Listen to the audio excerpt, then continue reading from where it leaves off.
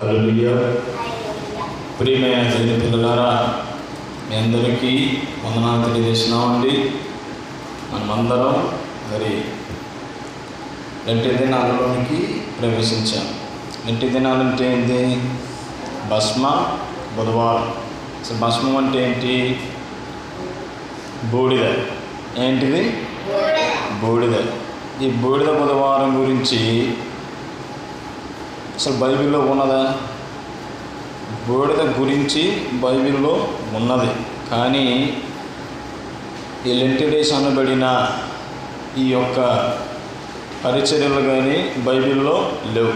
ఇవి ఎప్పుడు ప్రారంభమైనవి మనం చూసినట్లయితే క్రీస్తు శకం 300వ శతాబ్దంలో. ఆయన పేరు కాన్స్టాంటినోపులస్. ఏం పేరు? కాన్స్టాంటినోపులస్. ఇతను రోమియా చక్రవర్తి. అయితే ఈయనకు ముందున్న రాజులందరూ క్రైస్తవులని భయంకరంగా ఊచకోత కోసి అందరినీ భయంకరంగా చిత్రహింసలు పెట్టారు. ఒకసారి ఈ కాన్స్టాంటిన్ చక్రవర్తి ఆయన ఒక యుద్ధానికి వెళ్తున్నప్పుడు రాత్రిపూట ప్రభువు కలలో కానొచ్చి ఒక దర్శనం చూపిస్తాడు. ఆ దర్శనంలో నువ్వు వెళ్ళినప్పుడు విజయం వస్తుందనేసి ప్రభువు చెప్పినప్పుడు ఆయన శిలువలను ఆ తెల్లని గుడ్డకి ఎర్రటి రంగేసి శిలువలను పట్టుకున్న యుద్ధానికి వెళ్ళినప్పుడు అందులో ఆయన వీర విజయాన్ని సాధిస్తాడు. హల్లెలూయా. అక్కడి నుంచి క్రైస్తవులుగా అందరు మారాలని ఒక శాసనం పుట్టించాడు ఈ కాన్స్టాంటినోపులస్. హల్లెలూయా. అయితే దేవుని బిడ్డలారా, మరి అప్పటిదాకా అందరూ రోమీలు అందరూ ఎవరు? పచ్చి విగ్రహారాధికులు. ఈ విగ్రహారాధికులందరూ మరి యేసయ్య నమ్ముకోవాలంటే కుదరదు, మరి విగ్రహారాధన తీసేయాలంటే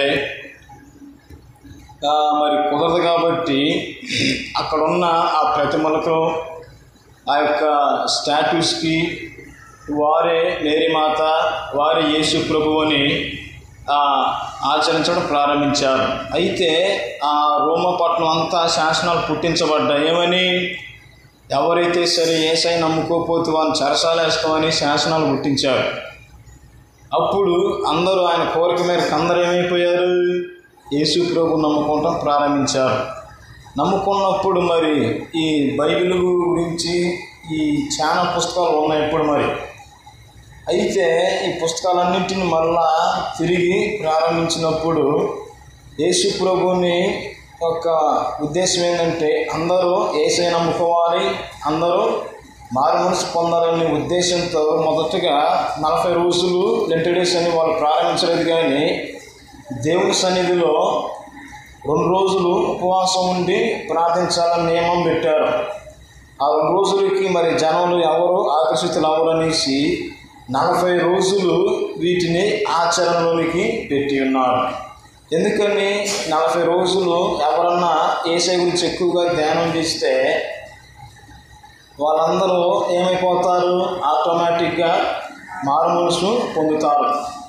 ఇది పెట్టింది వ్యక్తులే. దీన్ని పాటించినా మనకి వచ్చేది ఏమీ లేదు. దీనిని పాటించకపోయినా మనము కోల్పోయేది ఏమీ లేదు. కానీ యేసయ్యతో మనం గడిపినప్పుడు ఆయన ఒక దీవెనలు, ఆశీర్వాదాలు మన మీదకి ఎల్లప్పుడూ ఉంటాయి. హల్లెలూయా. హల్లెలూయా. మరి ఈ పండగలో ఇప్పుడు నుంచి చూసినట్లు గుడ్ ఫ్రైడేకి 40 రోజులు ముందుకి లెక్కేసినప్పుడు ఒక బుధవారాన్ని ఎన్నుకుంటారు. ఆ బుధవారమే భస్మ బుధవారంగా ఉంటుంది. ఈ బైబిల్లో 41 సంఖ్యకు చాలా అర్థాలు ఉన్నాయి. 40 సంఖ్య గురించి చూసినట్లు అనేకం ఉన్నాయి.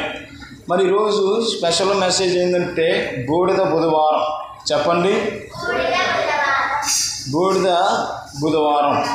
అయితే బూడిద గురించి మనం బైబిల్లో చూసినట్లయితే దేవుని బిడ్డలారా, బూడిద అనేది దేనికి సాదృశ్యం? దుఃఖానికి సాదృశ్యం, వేదనకు సాదృశ్యం. బూడిద గురించి బైబిల్లో మనం చూసినట్లయితే బూడిదలో కూర్చొని అనేక మంది ఉపవాస ప్రార్థనలు చేశారు. ఏం చేశారు? ఉపవాస ప్రార్థన చేశారు. చాలా మంది అడుగుతున్నారు ఏమని, ఈ యొక్క లెంటడేస్లో మరి ఉపవాసం ఖచ్చితంగా ఉండాలంటే అది వాళ్ళ ఇష్టం. ఇప్పుడు హెల్త్ బాగున్న ఉపవాసం ఉన్నా ఉండకపోయినా ఏం కాదు. ఉపవాసాలు ఎవరు ఉండాలి? 15 సంవత్సరాల కన్నా 15 సంవత్సరాల నుంచి పైబడ్డోళ్ళు 60 సంవత్సరాలు ఉన్న వరకు ఉపవాసం ఉండొచ్చు. అది వారి యొక్క ఆరోగ్యాన్ని బట్టి. ఒకవేళ మెడిసిన్ వేసుకోవాలి, అలాంటి వాళ్ళకి ఉపవాసం చేయని అవసరం లేదు. ఇది పెట్టింది కేవలం మనుషులే కానీ దేవుడైతే పెట్టలేదు. దేవుడు మన ప్రార్థన ఉపవాసం ఉన్నాయంటాడు, ఉపవాసం లేకపోయినా ఆయన మన ప్రార్థన ఆలకిస్తాడు. అయితే దేవుని బిడ్డలారా, బూడిదలో కూర్చొని బైబిల్లో చాలామంది ఏం చేశారు? ఉపవాస ప్రార్థన చేశారు. హల్లెలూయా. మనం బైబిల్ తెరిచినట్లయితే యెషయా గ్రంథము 58వ అధ్యాయం 5వ వచనాన్ని ఒకసారి చూడండి.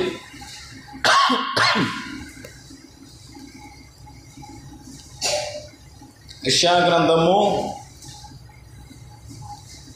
58 5వ వచనంలో చూసినట్లయితే బూడిదలో వాళ్ళు మీద చల్లుకొని ఉన్నట్లు మనకు కనపడుతుంది.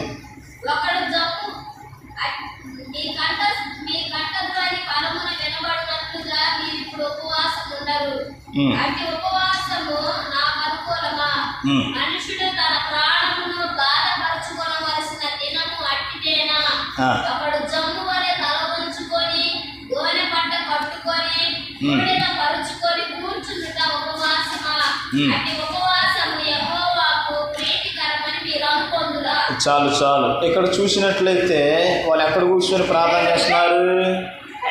బూడిదలో కూర్చొని ప్రార్థన చేస్తున్నారు. ఎవరు? ఇశ్రాయేలీయులు, యూదా ప్రజలు.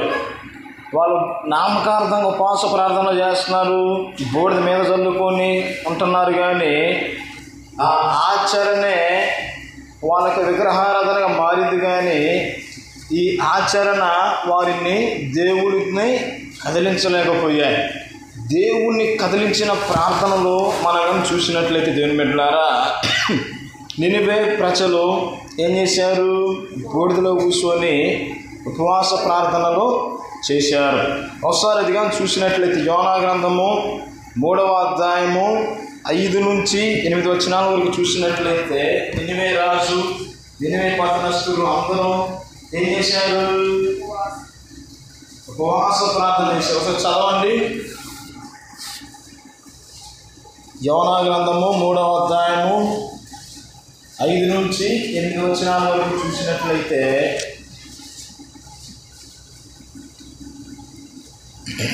స్పీడ్గా వెళ్ళేది.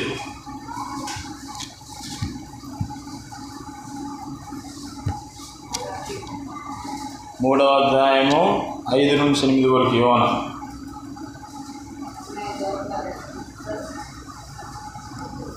మీ దగ్గర సెల్ ఫోన్లు ఉన్నా కానీ కూడా చదవాలి.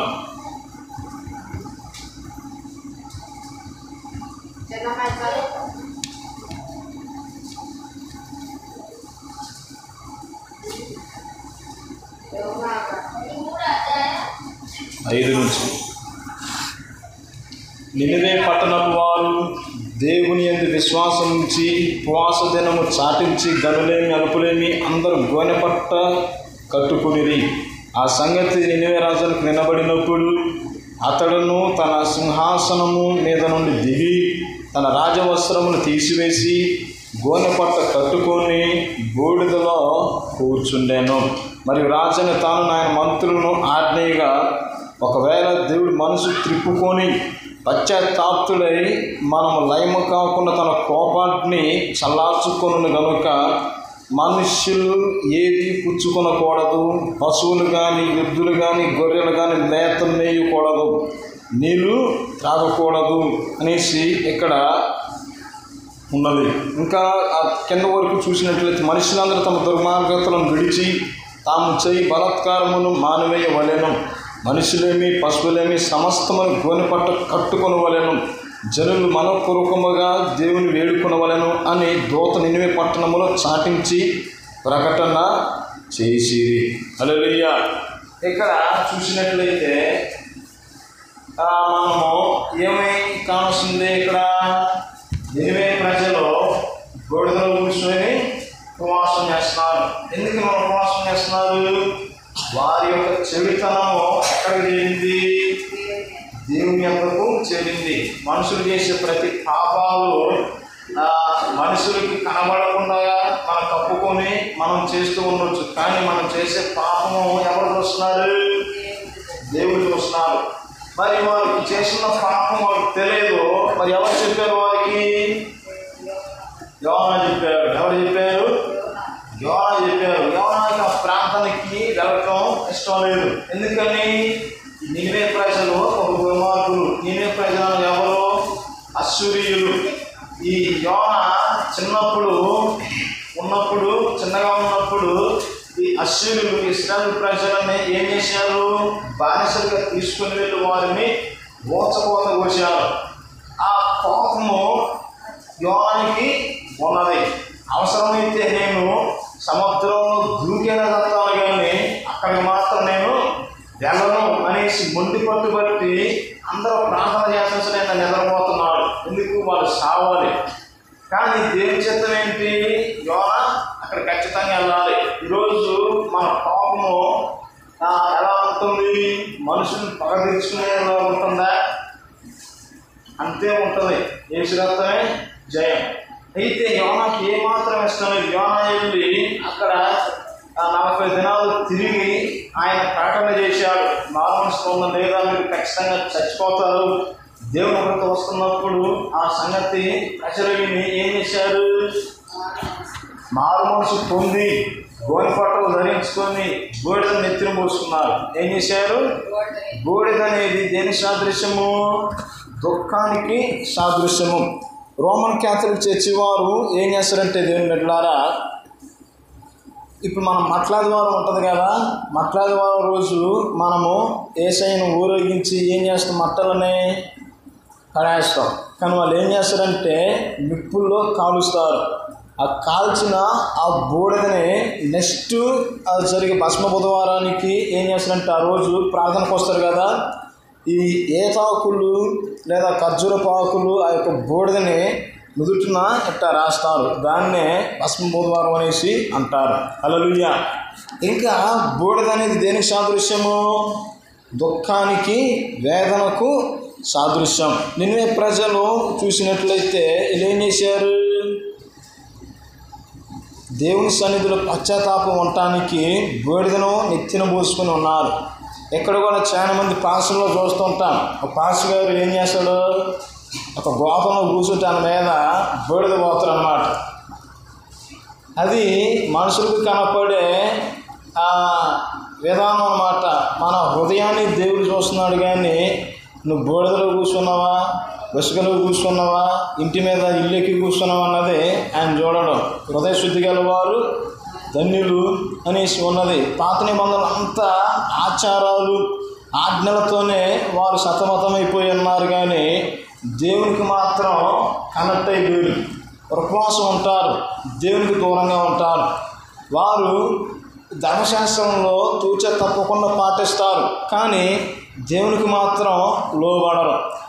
మనుషులకి వాళ్ళు భయపడతారు, కానీ దేవునికి మాత్రం అసలు విలువ ఎవరు, చోటెవరు. మనిషి కఠినత్వాన్ని చూపిస్తారు, క్రూరత్వాన్ని చూపిస్తారు, కానీ మళ్ళీ దేవుడు అంటే కిందపడి దొల్లి ఏడుతూ ఉంటారు. చూడండి దేవుని బిడ్డలారా, అందుకనే నేను ఏం చూస్తా అని చెప్పింది ఆయన, అంతరంగాన్ని చూసే దేవుడు. హల్లెలూయా. ఇంకా బూడిద గురించి బైబిల్లో పాత నిబంధనలు మనం చూసినట్లయితే బూడిదని దేనికి సాదృశ్యము? దుఃఖానికి సాదృశ్యం, అంగలార్పుకు సాదృశ్యం. జరగరాని పనులు ఆ ఇళ్లలో జరిగితే వాళ్ళు ఏం చేసేవాళ్ళు? బూడిద చల్లుకొని విలాపించేవారు. ఒక అమ్మాయి మానభంగానికి గురైపోయింది బైబిల్లో. అవన్నీ పాడు చేసింది ఎవరో కాదు, తన సొంత అన్నే తన చెల్లిని ఏం చేశాడు? పాడు చేశాడు. దాని గురించి మనం చూసినట్లయితే దేవుని బిడ్డలారా, 2 సమూయేలు 21:10 చూసినట్లయితే తామారుని తన అన్నయ్య నామ్నోను ఏం చేశాడు? పాడు చేశాడు. ఆవిడ ఏం చేసింది? తన వస్త్రాలను చింపుకొని కూర్చొని జుట్టు పీక్కొని నెత్తిన బూడ జల్లుకొని విలాపించినట్లు చూస్తాం. ఈ బూడిదనేది దేనికి సాదృశ్యము? దుఃఖానికి సాదృశ్యం. అట్లనే దేవుని బిడ్డలారా 2 సమూయేలు 13:9 ఈ యొక్క ఉదాహరణ అనేది ఉంటుంది. మీరు తర్వాత చదవండి. ఇంకా మనగా చూసినట్లయితే దేవుని బిడ్డలారా, బూడిద దేనికి సాదృశ్యంగా ఉంటుందంటే లేవుడికి, అంటే ఏమి పేదరికానికి సాదృశ్యంగా ఉంటుంది. అయితే దేవుని బిడ్డలారా, ఈ బూడిద అనేది ఎలా ఉంటుంది? పరిశుభ్రతకు, దహన బలికి కూడా సాదృశ్యంగా ఉంటుంది. మానవుడు చేసిన ప్రతి పాపానికి ప్రాయశ్చిత్తంగా గొర్రెను కానీ, ఎద్దును కానీ, కోడెను కానీ తీసుకొని యాజకుని సమక్షంలోనికి వచ్చినప్పుడు దేవుని పేరట అతడికి ప్రార్థన చేసి ఆ యొక్క బలి పశువుని వధించి దాన్ని ఏం చేస్తారు? దహన బలిగా మారుస్తారు. హల్లెలూయా. ఒకసారి అది కానీ మనం కానీ చూసినట్లయితే దేవుని బిడ్డలారా, హెబ్రీయులకు రాసిన పత్రిక 9వ అధ్యాయము 13వ వచనాన్ని మనం కానీ చూసినట్లయితే ఒకసారి చదవండి. శుద్ధికి అది సాదృశ్యంగా ఉంటుంది బూడిద. హెబ్రీయులకు రాసిన పత్రిక 9:13.